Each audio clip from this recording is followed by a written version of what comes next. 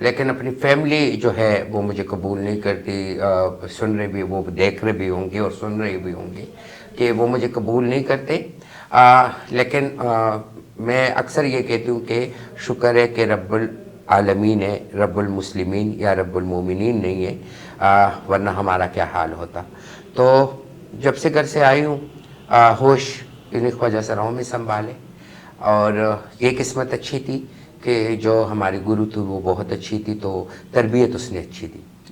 ٹھیک ہے میڈم، یہ بتائیے گا کہ وہ لمحہ جب آپ کو پتہ چلا کہ آپ ٹرانسجینڈر ہے، تو آپ نے اس لمحے کو کیسے محسوس کیا، کیسے آپ کو پتہ چلا، اور پھر جب آپ کے گھر والوں کو یہ پتہ چلا تو اس کا ریئیکشن کیا تھا؟ یہ تو میں کہتی ہوں وہ پرانے زخم ہے جو تازہ ہوتے ہیں. بات یہ ہوتا ہے کہ جب خواجہ سرا یا ٹرانسجنڈر جب پیدا ہوتا ہے نا، تو میں کہتی ہوں اس کی پیدائشی پہ کوئی شرم نہیں ہے، لیکن اس کی جو ایکسپریشن ہے وہ تباہی کن ہے اپنی فیملی کے لیے. کیونکہ جب وہ 7-8 سال کی عمر تک پہنچتا ہے تو ایک ہی چیز اس کے کان میں گونجتی ہے، ہجڑا.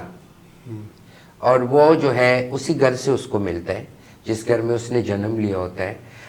وہ الفاظ ہجڑے کا الفاظ جو ہے وہ اس کا باپ یا اس کے بھائی یا اس کے اپنے رشتہ دار یا اس کے محلے والے یا اسکول والے دیتے ہیں. جب وہ اس کو یہ الفاظ دیتے ہیں، اور کیوں دیتے ہیں کہ اس کو شوق ہوتا ہے کہ میں دوپٹہ اوڑھوں. اس کا جو روح اندر ہوتا ہے وہ لیڈیز ہوتا ہے، اور یہ روح جو ہے یہ اللہ پونکتا ہے کسی کے وجود میں، یہ ہم اور آپ نہیں کر سکتے. تو یہی سوچ اس کو ہوتا ہے کہ میں لڑکی ہوں. لیکن جب ہجڑے کا وہ چیز اس کے کان میں جاتا ہے تو پھر وہ سوچتا ہے کہ یہ ہجڑا ہوگا کون.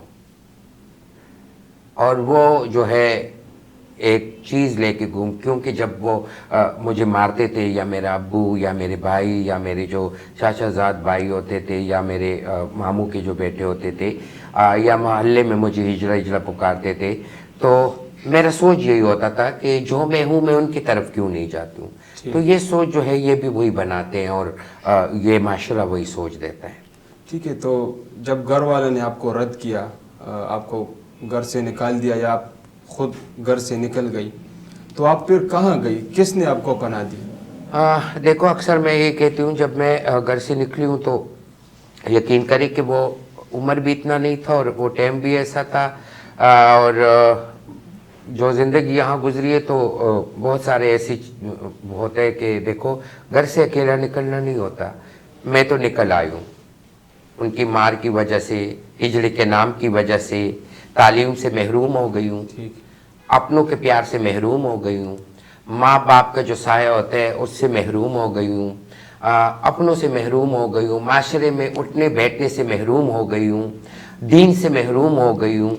اور میں اکثر یہ کہتی ہوں کہ شکر ہے کہ یہ ہمارے جو ٹرانسجنڈر ہیں ان کے یہ گھر نہیں ہوتے، یا جو لوگ ان کو ڈیرے بولتے ہیں، میں تو کہتی ہوں یہ ہمارے گھر ہیں.